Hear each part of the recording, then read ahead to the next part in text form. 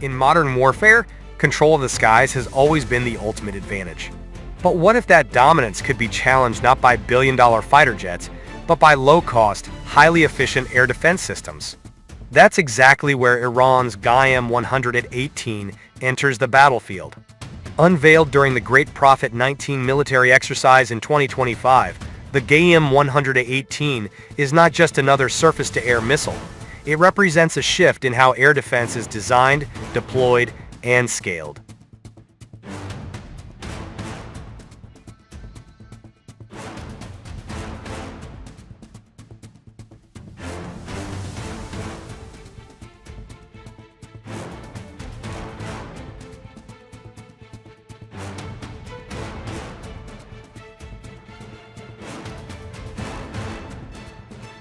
At first glance, the Ghaem-118 might seem like a short-range system. Its engagement range is estimated at around 25 kilometers modest, compared to long-range systems like the S-400. But that's not the point. This weapon was never designed to chase high-speed fighter jets at extreme distances. Instead, it was built with a very specific target in mind, and not just any drone's high-value assets like the MQ-9 Reaper and Hermes 900. Recent reports suggest that systems like the Ghaem-118 have already been used to intercept and destroy such UAVs, raising serious concerns about the survivability of modern drone fleets. For years, the United States and its allies relied heavily on drones for surveillance, targeting, and precision strikes.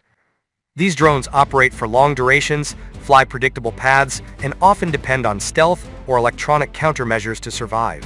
But the Ghaem-118 was engineered specifically to counter those advantages. It uses a multi-sensor guidance system combining radar tracking, electro-optical targeting, infrared detection. This means even if a drone avoids radar, it can still be tracked visually or thermally. In other words, there's no single point of failure to exploit.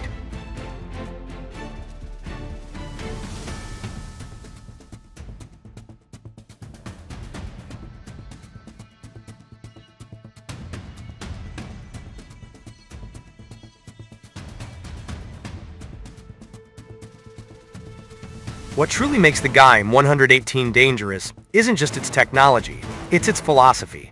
This system is designed to be low-cost, mass-produced, highly deployable.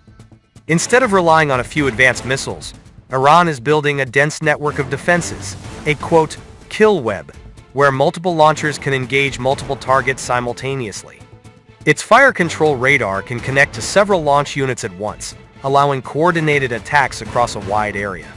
This creates overlapping zones of interception, making it extremely difficult for drones to penetrate. Another key feature of the Ghaem-118 is mobility. Mounted on tactical trucks, the system can relocate quickly, avoid enemy targeting, reposition after firing. This makes it far more survivable than fixed air defense systems. Instead of being a static target, it becomes a moving threat. And in modern warfare, mobility equals survivability.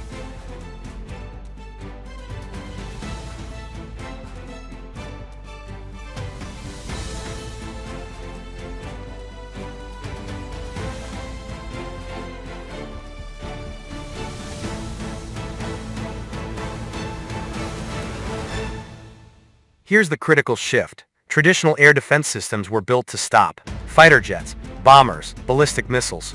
But today's battlefield looks very different. Now the sky is filled with low-flying drones, loitering munitions, persistent surveillance UAVs. These targets are slower, smaller, and harder to detect. The Ghaem-118 is optimized for exactly this environment. Its high-explosive fragmentation warhead increases the probability of kill, even without a direct hit, making it highly effective against fragile drone systems. Perhaps the most important aspect of the Ghaem-118 is economic. Think about this. A single MQ-9 Reaper cost tens of millions of dollars. A Ghaem-118 missile is likely a fraction of that. This creates a cost asymmetry. Iran can afford to fire multiple missiles at a single drone, while its adversaries cannot easily replace those losses. This flips the traditional air power equation. Instead of quality over quantity, the strategy becomes quantity that overwhelms quality.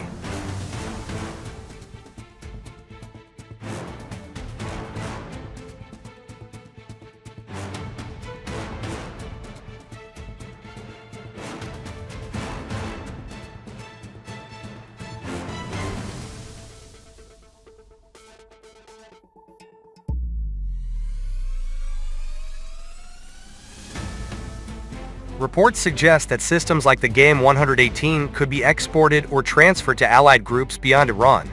If true, this changes everything, because it means drone operations across entire regions could face higher risk. Air superiority becomes harder to maintain. Even non-state actors could challenge advanced air forces. This isn't just a weapon, it's a doctrine shift. The emergence of the Ghaem-118 signals a broader transformation. Air dominance is no longer guaranteed by stealth, speed, advanced avionics. Instead, it can be challenged by network defenses, multi-sensor tracking, affordable interceptors, and most importantly, scale. The Ghaem-118 may not be the most advanced missile in the world, but it doesn't need to be. Because in modern warfare, the side that adapts fastest, not the one that spends the most, often wins. And with systems like this, the skies are becoming far more contested than ever before. Is the era of drone dominance coming to an end, or is this just the beginning of a new kind of air war?